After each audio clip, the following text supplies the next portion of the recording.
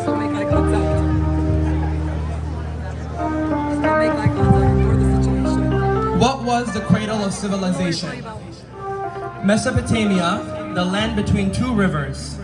This is the name that the ancient Greeks gave to the triangular-shaped parcel of land where the history of human civilization begins.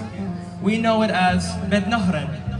This land falls between the borders of modern-day Syria, Turkey, and most of Iraq. It is measured around 350 miles long by 150 miles wide. This is where humans pondered upon their existence in the world and devised methods of developing their existence. The earliest Mesopotamian people settled in this area because of the fertility of the soil for growing crops. Hence the name we all recognize, the cradle of civilization. This is one of the major contributing factors for human society.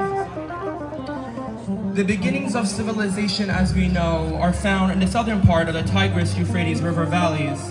Almost 9,000 years ago, the first indications of agriculture and domesticated barley are found in the ancient city-states of Sumer and Ur. This area, with its fertile soil and scarce rainfall, coupled with the overflow of the twin rivers, provided for the most ideal and protected soil on the earth. The first city-states began to be formed around 3500 BC, thus forming the first units of human society. Now we will see some highlights from the ancient Assyrians, the greatest empire that rose out of the cradle of civilization to civilize human society and the world at large. The descendants of these ancient and great people are still alive and vibrant today, and they are gathered here to celebrate and share their great heritage and culture with you all. The Assyrian letters. Although the ancient Assyrians used cuneiform, the modern Assyrian language today consists of 22 letters. These letters were presented by the children of the Dioceses. Alap, Beat, Gammal, Dallat, He, Wow, Zen, Khet,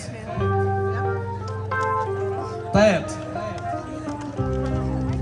Yut, Cap, Lamad, Mim, Noon, Sumkat, Pe,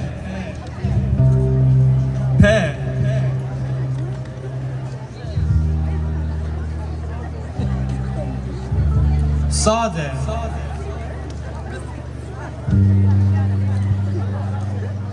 Gulp,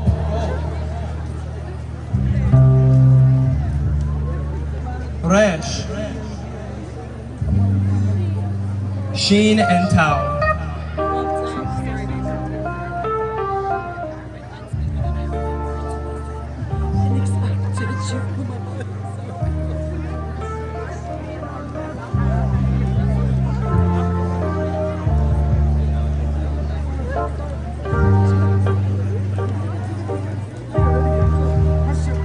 A round of applause for the Assyrian alphabet. Children of Dioceses, please.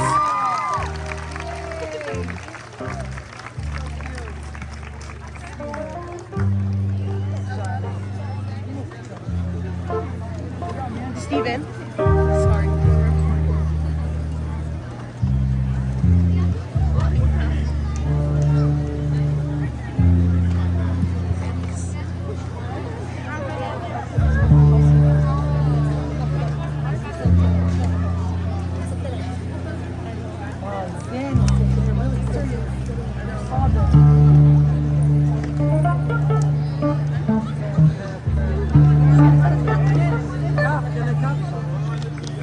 The Assyrian flag.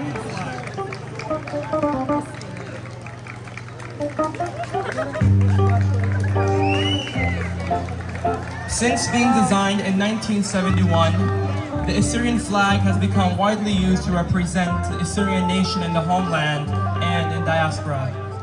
The Assyrian flag consists of a white background on which three waving stripes emerge from each corner of a center design, which is in the shape of a four-headed star.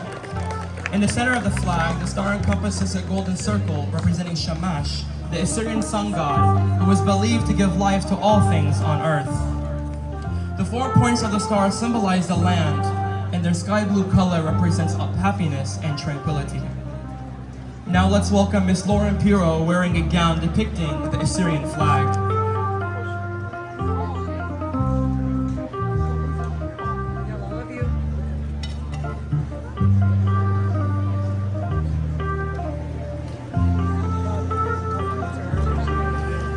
The waving stripes extending from the center to the 4 corners of the flag symbolize the 3 major rivers flowing through the land of Assyria: the Tigris, the Euphrates, and the Great Zab.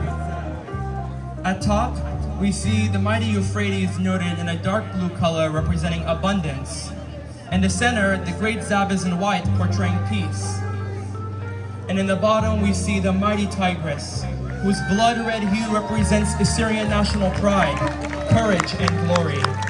These 3 stripes also are picturing the rays of the center star and stand to symbolize the scourge of the Assyrian people, the 4 corners of the world.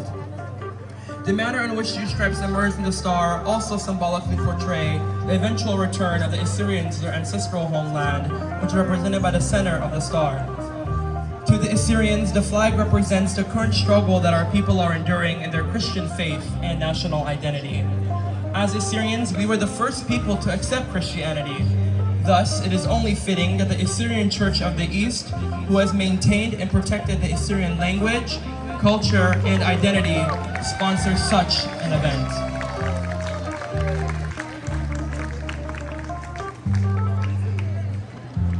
Now, we would like to take you back in time to the Assyrian Empire, thousands of years before Christ. Puabi. Around 2600 BC, Queen Puabi of Ur was known to have 2 royal lyres or harps. These are some of the oldest instruments ever discovered. Notice Queen Puabi's very distinct and intricate gold headdress with 3 metal flowers at top. The headdress was discovered in her tomb when it was excavated. What we know about this beautiful queen comes from the remains and treasures found in the royal cemeteries of Ur in the 1920s. Yaba. Queen Yaba, meaning beautiful, was the wife of Tiglath-Pileser III, who reigned from 744 to 727 BC, and is known for her gold tiara and vast gold treasures that were found in the 1989 in the royal tombs of the Nimrud Palace. With Queen Yaba were buried 2 other famous Assyrian queens. Atalia. Queen Atalia, who was the wife of King Sargon II, who reigned from 721 to 705 BC, was mentioned in inscribed objects found in the Nimrud tombs. This queen was known to have much gold treasures and owned a mirror with a handle shaped like a palm tree. Found also in Nimrud was the carved ivory commonly called the Assyrian Mona Lisa of Nimrud. Sargon II later moved his capital to Dur-Sharokin and is also known to maintain and ensure justice, while also increasing the influence and status of both women and scribes at royal court. His successor was his son, our next king, Sennacherib and Nakiya. King Sennacherib reigned from 705 to 681 BC and is known for creating the Hanging Gardens of Nineveh, one of the 7 wonders of the ancient world, with massive aqueducts and invention of Archimedes' screws. Cuneiform experts such as Professor Daly have identified that the Hanging Gardens were actually situated in Nineveh and constructed during Sennacherib's rule. The gardens were located near King Sennacherib's palace and were set up on vaulted terraces irrigated by pumps from the Euphrates River. King Sennacherib is best known for his amazing military leadership and campaigns that led to the expansion of the Assyrian Empire, which continued to grow through the reign of his descendants. His queen, Nakiya, was a daughter-in-law of Sargon II, mother of Esarhaddon, and grandmother of Ashurbanipal. Nakiya was one of the few ancient Assyrian women to be depicted in artwork, commission her own building projects, and write and issue a treaty. Ashurbanipal and Labali Sharat.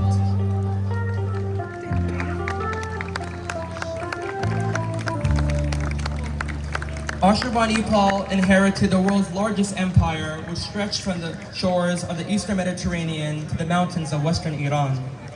He ruled from his massive capital at Nineveh, located in the modern-day city of Mosul in northern Iraq.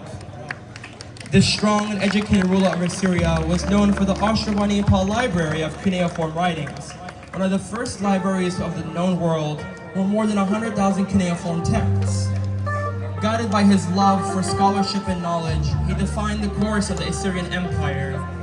Recently, the British Museum had an Assyrian exhibition titled after this king's quote, "I am Ashurbanipal, king of the world, king of Assyria."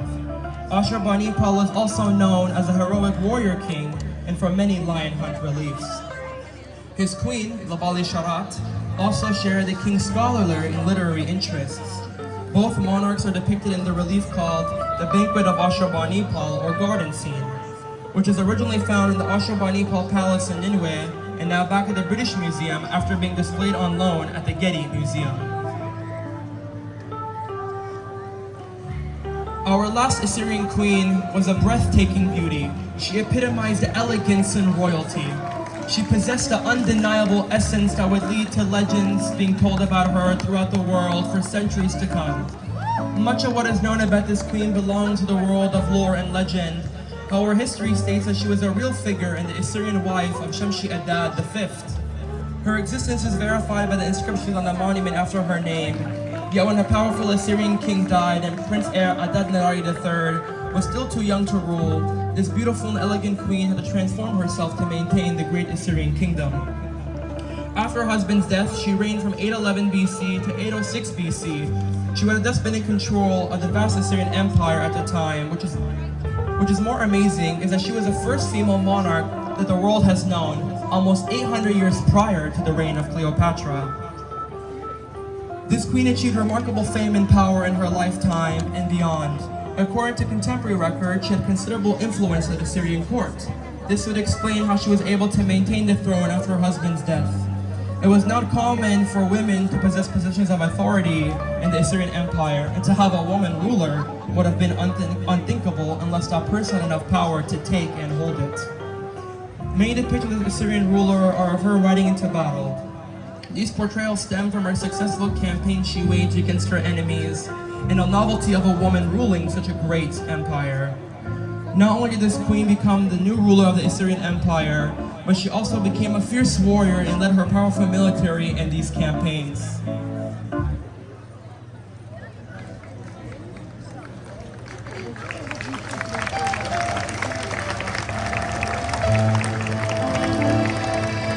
Who was this legendary Assyrian warrior queen known to take her chariot and lead her military into battle? She was none other than Queen Samiramus, or Shamirama, meaning my name is exalted. She is best known to Assyrians today as Shamiran. I present to you Shamiran, Queen of Assyria!